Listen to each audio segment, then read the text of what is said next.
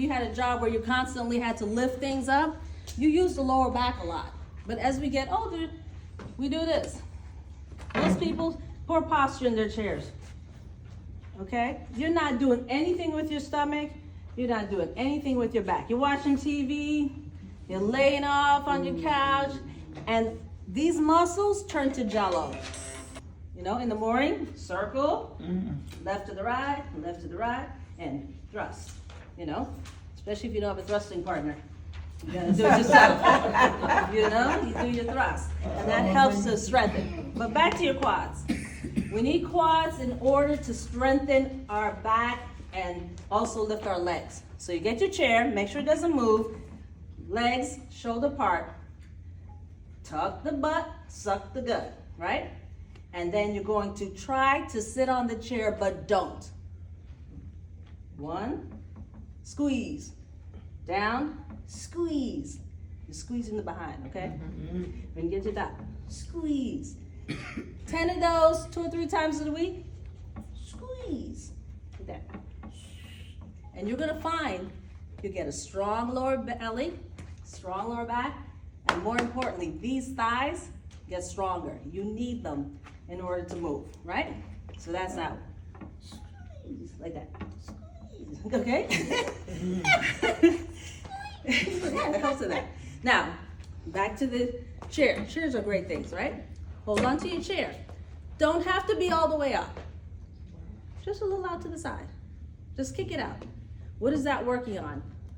These legs have muscles on the side, in the front, and in the middle, right? We do a lot of middle work, but we hardly ever do any out work. So hold on to your chair, just a little. 1, 2, 3, 4, right? Turn it around. 1, 2, 3, 4. Okay? 3 times a week, this whole area get nice and firm. 30 days. No judgment, 30 days.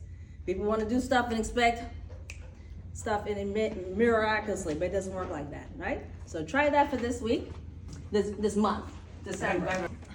So? Oh, in the bed? If you're reclining in your bed, are you reclining? Can you do the same thing with your legs and get? Okay. If you're gonna have to go down low.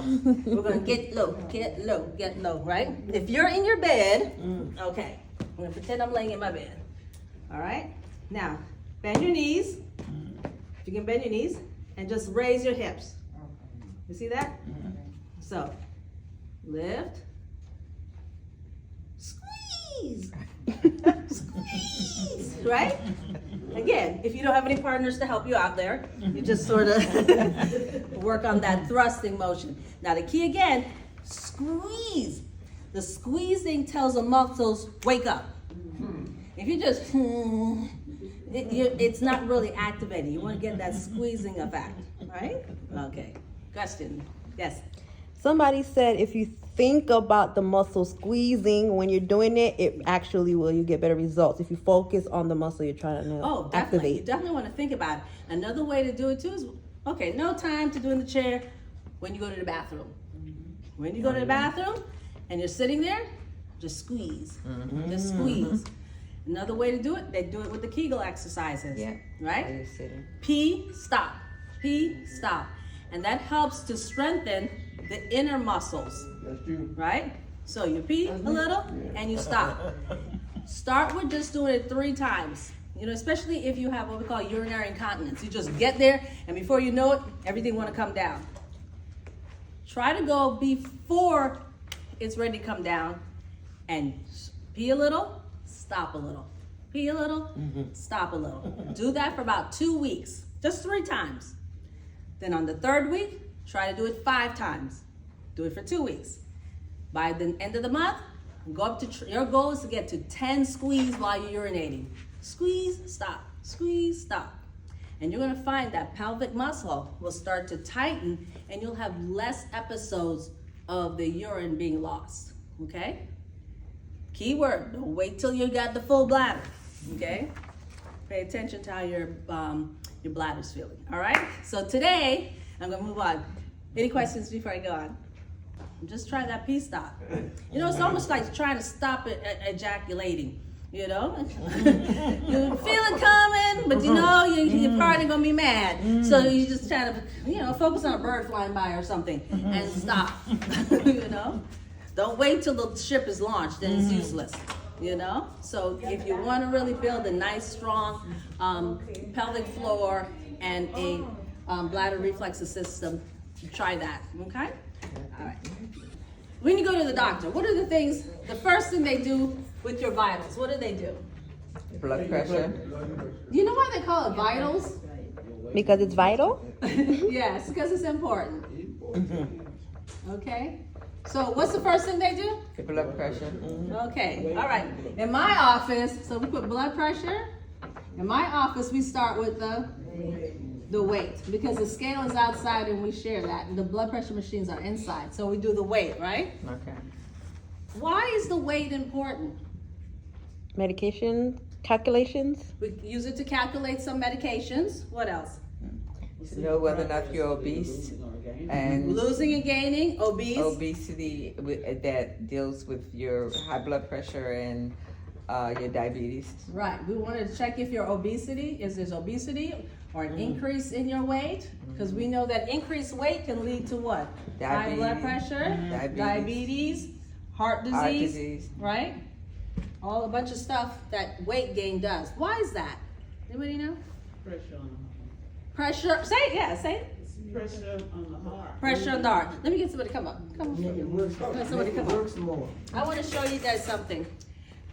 Turn to your partner, somebody sitting next to you, right? Give me a hand. Yeah, just a hand, right? I'm going to read his palms. No, not really. Okay. I want you to close your hand. Now open your hand. Open and close. Open and close. This is your heart pumping all day long. Open, close, open, close. Now close it. Now open.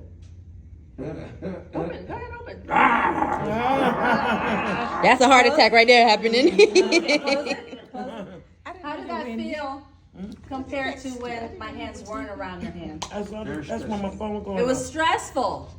It was stressful. My hands represent fat around the heart. When you put fat around your heart, open your hand, it makes that poor heart have to have stress and work harder. Okay? Thank you. And guess what? That's with every organ in your body. When you put fat around it, that poor baby has to work harder. The kidneys have to work harder. Even your lungs, when you put fat around your lungs, why do you think you're like, you get short of breath? There are a lot of reasons, but the biggest one is you've got this heavy thing surrounding the organ that's trying to expand, like your heart. Your lungs expand all the time too. But if it's covered in fat, it really has to work to expand. Understand? So that's why it's important to keep your weight down, not just to look cute, but so your poor heart doesn't have to work so hard. Yes. Is that why a lot of people who are overweight and obese have circulatory Yeah, circulatory problems. yeah, because like the blood flow Think- can't get everywhere. Exactly. You gotta think. I need more colors. And it's true, they always do breathe. They're always breathing like that. Yeah, brought some colors. Like when the arteries get blocked up. Yes, exactly. People think that when you see weight outside, that's where it is. By the time you see the weight outside, Too late. there's weight everywhere. Liver, The your little part, heart is everything. covered with layers and layers. Okay? And what happens to the vessels? The vessels represent your highway of your body. By the time your legs start getting jelly belly, you've already put a whole lot of pressure outside, but also inside. And that's where you get a slowdown in blood flow. And when blood flow gets slow, it pools. It's like a traffic jam. Once traffic is building up on the highway, it slows down, right? And sometimes it just stops. Nobody moves. Nothing moves. Fluid goes to your legs and stays there because it's having trouble because the pump is tired and the poor vessels are clogged, right? So we really want to pay attention to the weight. And it doesn't take a lot of extra weight. 10 pounds, just losing 10 pounds will free up the heart and those vessels. Just 10 pounds. You don't even have to go for gold. Just go for a little progress. Okay?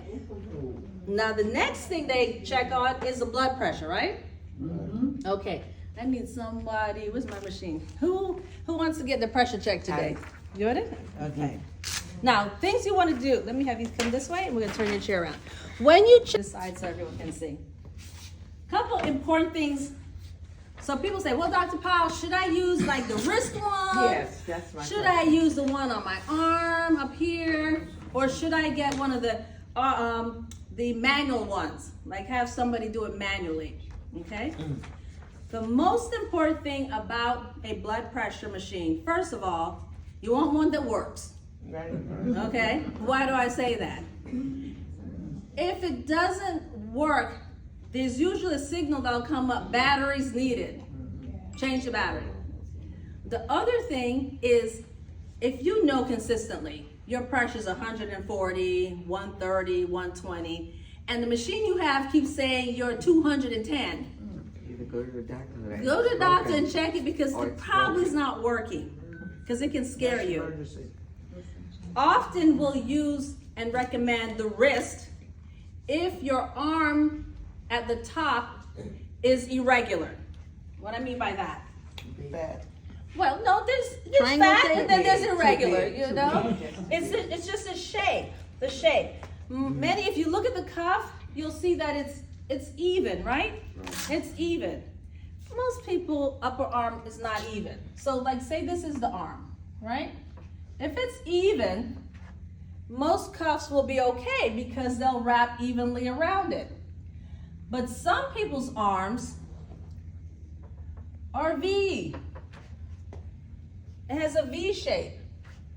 And so when you try to wrap it around the arm, you notice here to here gets space. smaller. And so you get this gap in the cuff.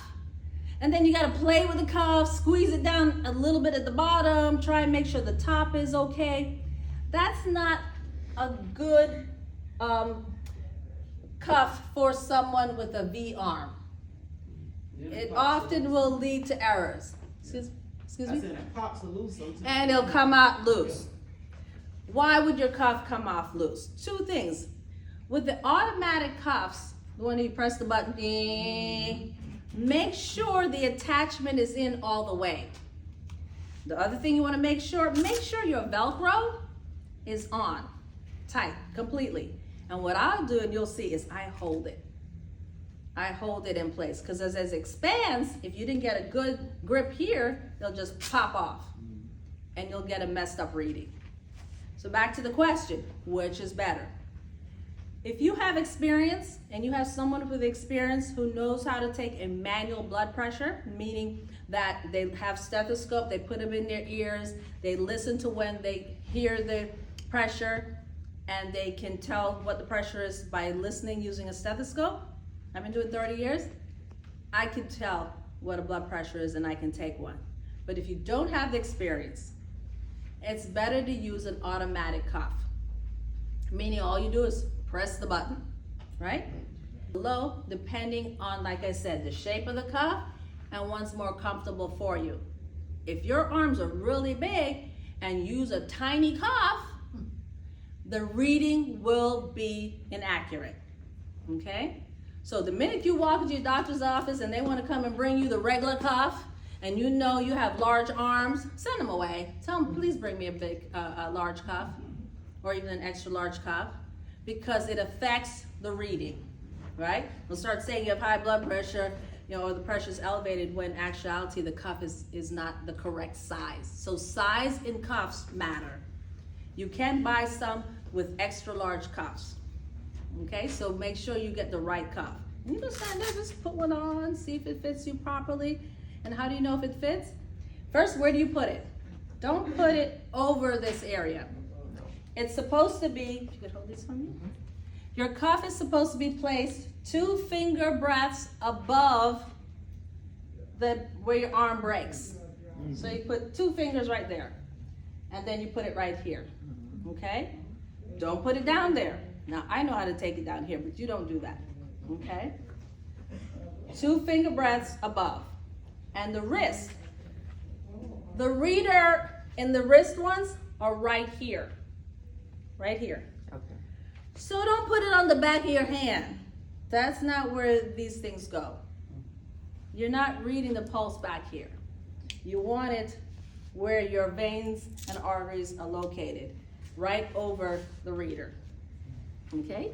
And definitely, you see how she's taking off her watch?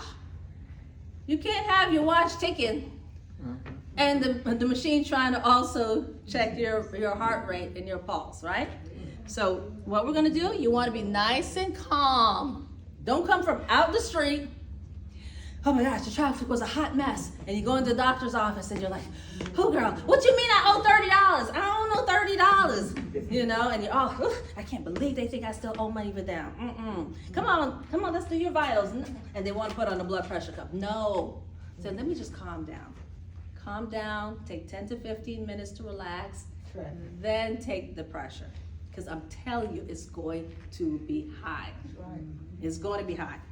And then you'll always say, every time I come to your office, my pressure is high.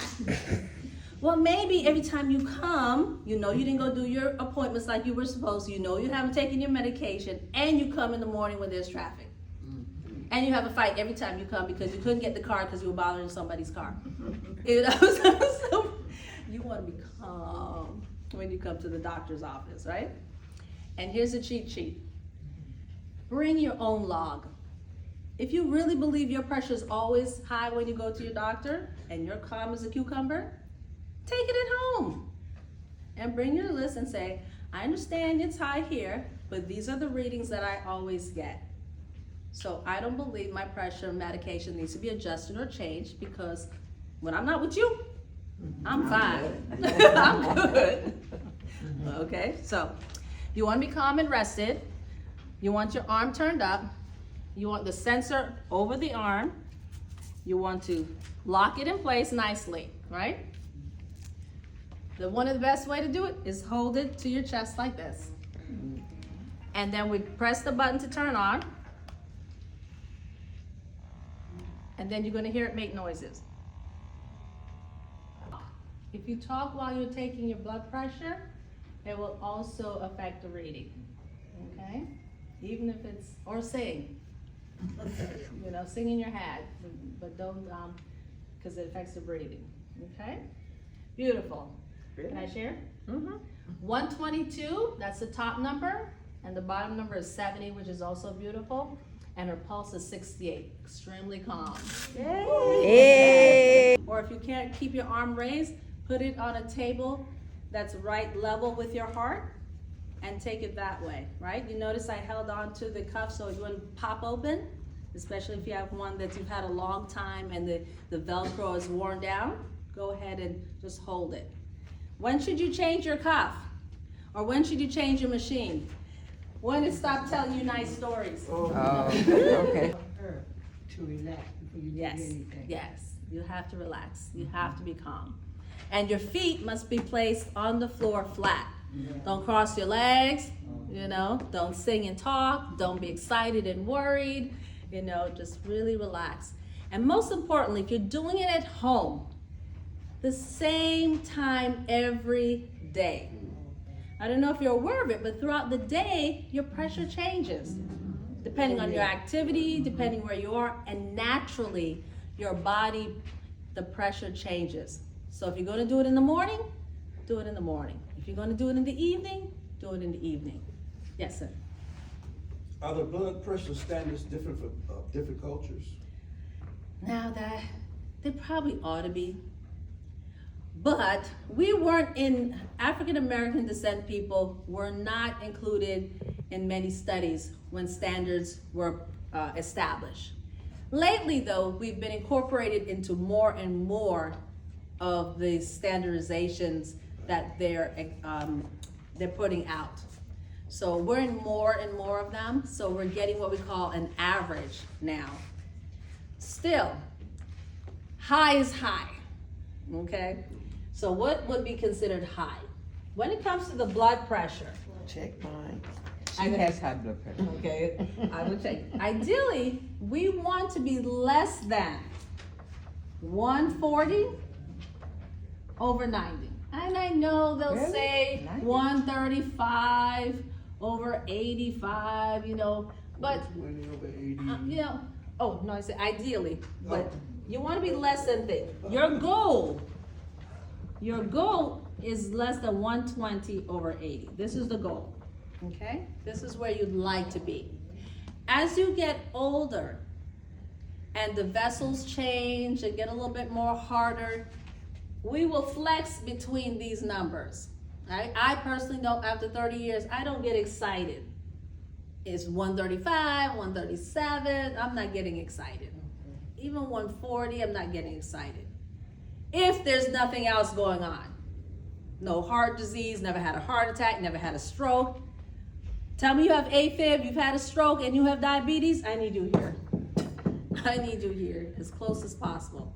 Because we know the higher the pressure gets, the more work on your kidneys, the more work on the heart, and the higher risk for a stroke, right? Yes. As you're taking your blood pressure, a lot of times I'm sitting there and I'm saying, okay, I like take a deep breath, right?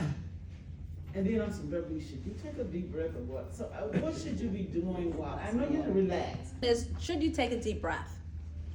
You should actually take nice deep breaths regularly.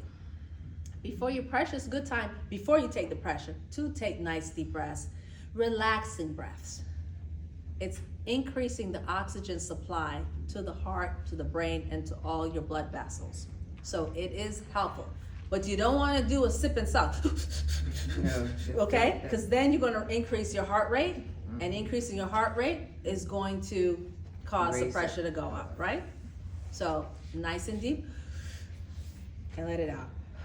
Woosah, and think nice, relaxing thoughts, right? Now, we talked about pressure, of the heart being fatty, and how it will affect the pressure. Now, let's talk about the pulse. The pulse represents, oh wait, I'm gonna go back. No. Most people don't really know, Dr. Powell, the top number or the bottom one? Which is most important? Some people say top. Who says top? You're a topper? That's the bottom. I'm a bottom. I'm a bottom. I'm a bottom. Okay. Both. Both are actually important. You need to be a little more fresh. So both are important. The top number is what they call systolic. Right? And the bottom number they call diastolic. Did I spell that right? Systolic. Why did I spell that wrong? They know what you mean. You know. Okay. Systolic is when the heart is pushing real hard. Okay? Remember, the heart's doing this all day long. Squeeze, rest. Squeeze, rest. The squeezing part is the top number. The resting part is the bottom number. If you're resting, it should be lower. And if you're squeezing, it's forced. Attention senior family center enhanced. Squeezes. Now here's the problem.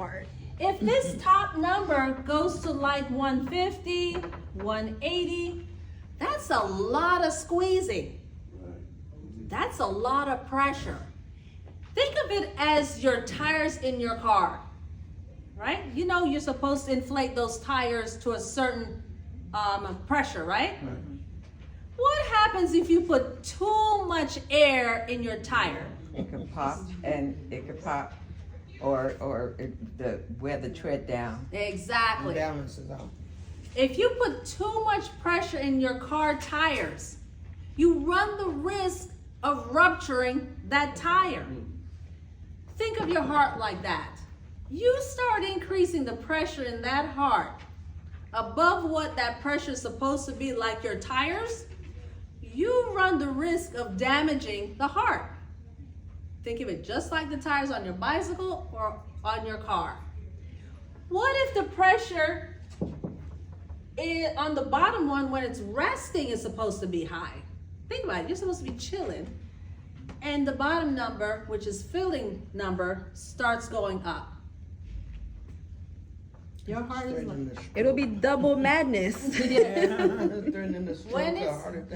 when you're resting, one of the reasons the heart sometimes can't rest is damage to the muscle of the heart. You ever get so tense and someone says to you, just relax, but you're still like real tense, and someone comes up and feels your muscles, you like hard like concrete, and just relax. Why are you so tense? You know why they're telling you just chill? You're gonna blow a vessel. Yeah. You keep being all day long, stiff and not relaxing. And stiffness interferes with movement, right? Yes. What's considered low blood pressure? Good question. Low blood pressure, some doctors will say there's no such thing as low blood pressure. We want low blood pressure. Low blood pressure for me has always been if it comes with adverse feelings and symptoms. For instance, you drop something on the floor and you go pick it up and you're trying to get back up and all of a sudden you're dizzy. That's a time that's too low for you. Okay? You get What's to the numbers? less than 100, Okay. less than 60, and symptomatic. Meaning you feel it. You're dizzy. You feel weak. You can't get out of bed. You're running at 160, but you normally used to be 120 or 130. And when you get up, you feel like the room's spinning. It's like you're not getting enough. Yeah. Remember, it has to squeeze. And if it's not enough power in that heart, squeezing becomes difficult.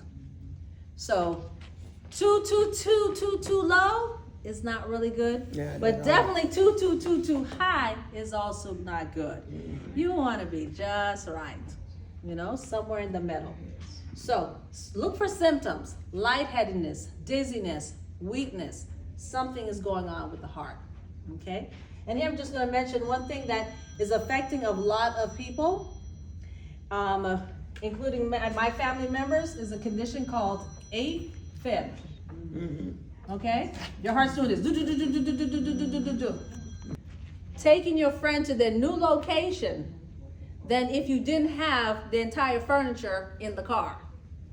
So the pulse is normal because the car is still running. But it's still being stressed out because the pressure is high. So you can have function, but still be stressed out. I go to work every day, Dr. Ain't nothing wrong with me. I can do my job, I cook, clean, I take care of my family and everything. But your blood pressure is 160. Well, I don't feel nothing. Not yet. Yeah. Not yet. You're the tiki time bomb. Just because you don't feel it yet, don't mean it's not happening. Yes. Who's more guilty of doing this, men or women? See, I'm not. You see, you're trying to make me sexist. More likely. I hate to say, unfortunately, in families, men do not go to the doctor as Exactly, frequently my daddy. as women Oh, do. And women have more opportunities to go to doctor because we do PAPs, we do pelvic exams, we get our breasts checked, and we're frequently going to doctor. We also take family members. Men have a tendency not to go unless somebody, you better go to the doctor, I'm tired of you not going to the doctor. Somebody hitting them over the head. So unfortunately, we have found, especially in the African American population, that it's not until they have the heart attack or the stroke Exactly. Exactly. that we found out that they had high blood pressure Yeah, until they stroked out or diabetic. or the kidneys have failed, My brother. you know? And we don't need to do that anymore. We need to stop already. What suggestions you have if that's a problem in your family? I think, as we've always talked, can I erase this? I'm going to end on this note like I always do. I believe it is time. It is so past time. If we can talk about who married who, and how she don't have no job and she home all day long doing nothing, and she still want me to take care of them kids, you know, or who lost their job, or whose sweet potato pie was a hot mess at Thanksgiving, okay? We can talk about health. We can talk about health, and you do it nicely. Yeah. I love you so much. But I love you so much. And I know you may not want to have this conversation with me. But I guarantee you ain't going to the hospital if you have a stroke. No. yes. No, you're not going to say that. You're not going to say that. I love you so much. And I really want our family, don't be pointing the finger. You ain't been to the doctor in a long, I already told you guys, don't be pointing people. I want our family to become healthier. And it means for everybody to take care of themselves. Would you like some help in setting your appointment to see the doctor? No. Pull a car in the front of the yard and they still ain't going. You have to ask. No, you have to ask. And you don't ask once. I'm saying after you done. And remember, we don't tell people we don't tell grown folks what to do. No. We just make the suggestion. We want our family to be healthy. That's a we statement, not you ain't healthy and you need to get it together. No, I want our family to be healthy. I want everyone to make sure they check on themselves. And I'm encouraging every member of the family to get their health screening. Would you like me to help you set your appointment? Okay, and they say, no, not right now. Okay, no problem. I'm going to check back on you again next month. Whole month. That whole month. I'm going to check on you. You don't want to browbeat them, call them tomorrow morning, then the next morning. No, I'll check on you next month. But please, help our family to be healthier. It's very expensive to be sick. Yes. Stop nagging me, lady. I understand. I don't nag, I love. I don't nag, I love. Myself, baby doll, I want to be fine because when you're gone, I got to be ready. I know that's right. I got to be ready. Okay. Because I'm not getting ready after you gone. I got to get ready now. Getting ready now. Exactly. On that note, have a good one, guys. I'll see you next week.